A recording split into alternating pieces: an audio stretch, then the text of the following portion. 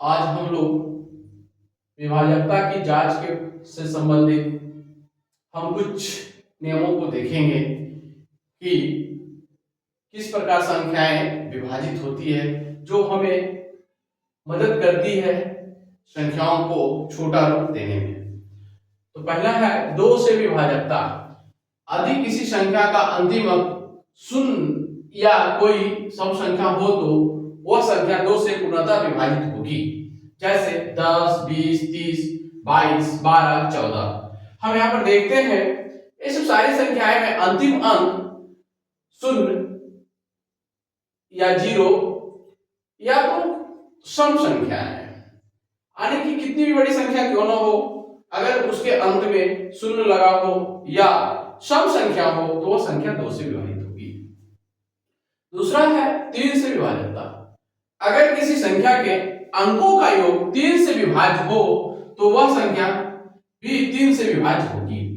देखते हैं यहाँ 756 में जब हम अंकों को योग करते हैं 7 + 5 + 6 = 18 3 से विभाज्य है, इसलिए 756 भी 3 से विभाज्य होगी। इसी प्रकार 256 भी 3 से विभाज्य होगा, क्योंकि 2 + 5 + 2 = 9 होगा। 9 जो है 3 से विभाज्य है, इसलिए यह संख्या 3 से विभाज्य होगी। अगला देखते हैं हम लोग 4 से विभाजकता।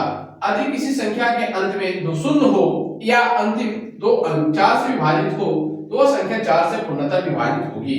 जैसे 7500, 8200, 8516, 9524। यहाँ हम देखते हैं 7500, इसके लास्ट में का दो अंक शून्य है, इसलिए यह संख्या 4 से विभाजित होगी। इसी प्रकार इसका 8200 को भी देखते हैं, इसका लास्ट का दो अंक क्या है, शून्य है, इसलिए यह भी 4 से विभाजित होगी। यहाँ हम 8516 में देखते हैं अंतिम दो अंक में 16 है जो 4 से विभाजित है, इसलिए 8516 4 से विभाजित होगी। 5 से विभाजकता।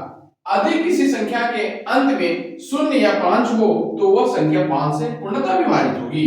जैसे 10, 20, 45, 95, 65, 135।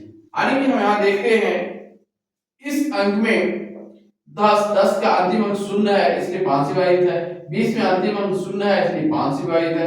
45 में अंतिम अंक 5 है, इसलिए 5 से विभाजित है।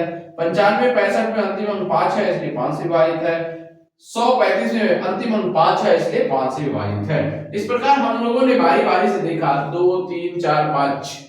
अब हम लोग इसके